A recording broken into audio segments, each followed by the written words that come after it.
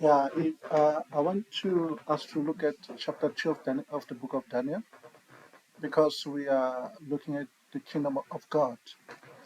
If you go with me to Matthew chapter 6 and verse 33,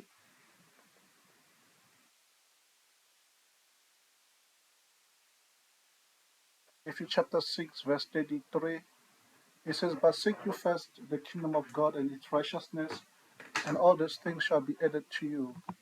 Actual Jesus is saying, search the kingdom of God.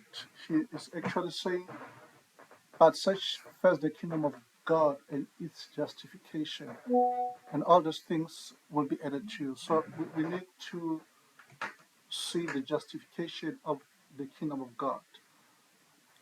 If you go with me to Genesis chapter 49, where Jacob was blessing the kids, Jacob bought into this and he had faith into this. He says, "The scepter shall not depart from Judah, nor the ruler's staff from between his feet, as long as men come to Shiloh, and unto him shall the obedience of the peoples be." Other version says, "Until Shiloh comes." Uh, Daniel is speaking now to Joseph in verse 24. It says, "Yet his bow shall remain unmoved. His arm were made agile by the hand of the mighty one of Jacob. From there is a shepherd, the stone of Israel. From from Joseph is a stone of Israel." This stone we are talking about, which is crushing all the kingdoms, should be coming from the tribe of Joseph. Remember, Jesus is coming from Nazareth. Nazareth, it was an area for Manasseh. It was an area for allocated to Joseph. So the story, it does fulfill that this that Jesus came from that tribe. The source, the roots of his growth is coming from. That's why the Jews were rejecting him, because he's coming from Galilee, but actually he's not coming from their own kind. Then he's not coming from the Jews, from the Jew, that tribe, but from Joseph tribe. Though the writers of New Testament has tried to justify that no, he belongs to the Judah tribe, but for the fact that he was born in Nazareth, it doesn't justify that. So, but the stone has to come from Joseph. So when Nebuchadnezzar see the statue, he sees also the stone that's crushing the statue. And Nebuchadnezzar is told that all these are the kingdoms that are coming, even your kingdom, including those coming after you. But God of heaven is preparing a stone and is growing and is going to crush all the kingdoms. He is going to start at the feet, going up, crushing everything. So right now, when we look at the stone that's going to crush everything, given we need to look that these dreams was stolen from Nebuchadnezzar first. Mean the spirituality doesn't want that dream to be known. There is a spirituality that influences our dreams. But now they saw the dream and decided, no, it should not be with Nebuchadnezzar. Nebuchadnezzar realized that he has to kill the witches, the wizards, all who are spiritual connected, because definitely the dream is stolen from him. He got it back through Daniel. Daniel fasted even to get a dream, and he got a dream. And the dream does, it shows this kingdom as we look at it. And this stone comes and it crushes it crushes Nebuchadnezzar, and it replaces the statue. What is this? We upon that to look at this. What is the stone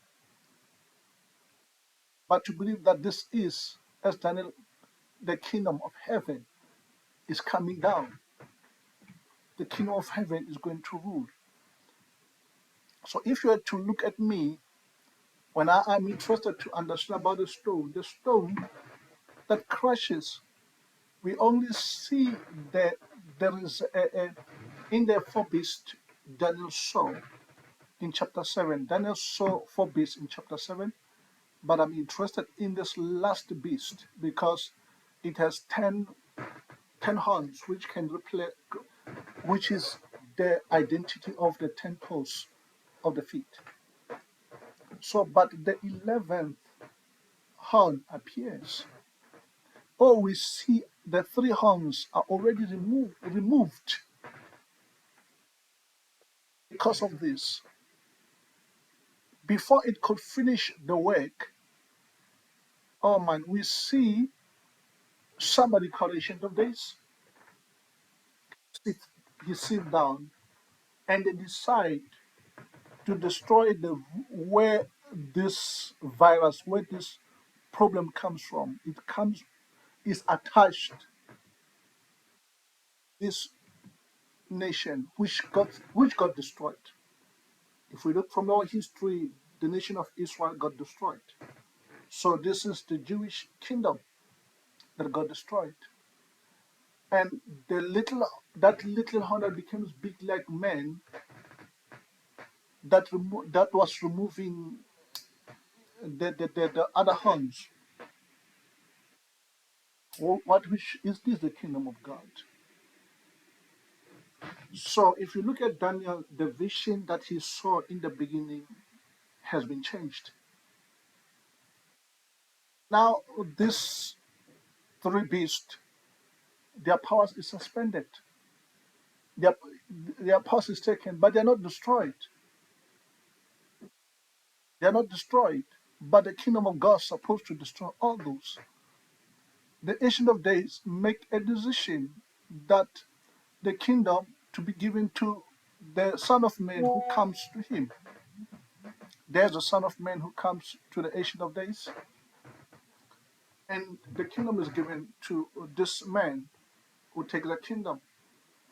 Some may say this man is Christ. I will differ because Christ doesn't come after the kingdom of being destroyed. He was not alive. I mean, he was not around. He's alive, but was not around the time the beast. We need to understand what is the fourth beast. That's why we need to which beast got crushed, got destroyed, and burned with fire. Jerusalem was burned with fire. So the Ancient of Days now he's sitting destroying the Jewish kingdom, and this man who approached, he see in a separate vision, but this man approaching the Ancient of Days. So they prepare the kingdom for the Son of Man who comes to the Ancient of Days. But the decision already made to destroy, when this one comes in, the decision already made to destroy the beast. So this man is given the kingdom by the Ancient of Days. Is supported by the kingdom and everyone will serve him. So we need to understand what is going on here. What happened with the kingdom. Jesus said this word in Matthew chapter 11, verse 12. It says, from the days of John the Baptist until now, the kingdom of heavens is taken by violence, and the violence says it. Let me get it in King James. And this is an old King James, from the days of Baptist until now, the kingdom of heaven is suffering violence, and the violent take it by force. The violent is taking it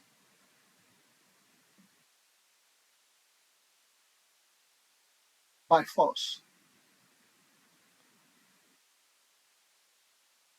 So the violent is taking the kingdom of God by force. So we are experiencing the kingdom of God being taken by force. The kingdom of God struggled and is taken by force. In the year 90, John write another piece of a person. He write this around this time, First John. He write a book, First John, around 95 AD. And John says the whole world is under the sway of the evil one.